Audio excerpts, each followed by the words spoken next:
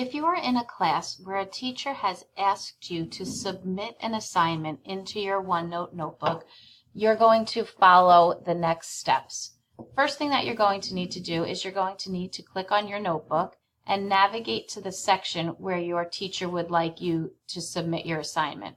In this case, the teacher has already distributed a page. So, for instance, if you need to submit an essay on the Industrial Revolution, your teacher has distributed a blank page to you. This is the section that you would insert it in.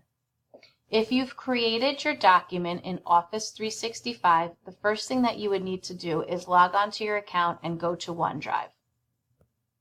After you've logged into your Office 365 account, click on your OneDrive icon and find the file that you would like to submit. In this case, I'm looking for the Industrial Revolution file. Once I found that, I will check the circle off next to it, and I will click up top where it says Download. It's going to ask me if I would like to save that file, in which I would click Yes. That file is now saved to my downloads.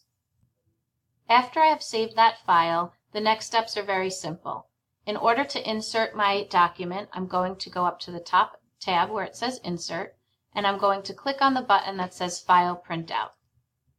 From here, it's going to ask you which file you would like to insert. So some of you might have it saved in your OneDrive, some of you might have it saved in your L drive. Being that I just downloaded that document from my OneDrive in Office 365, I'll click on my Downloads file. I'll find the document that I want to insert, and I'll click Insert. When I navigate back into OneNote, you will see that inserting the file printout put your document as well as a screenshot of the picture along with it. So this is how you'll go about submitting an assignment if your teacher has told you to put something in a specific page that they've distributed.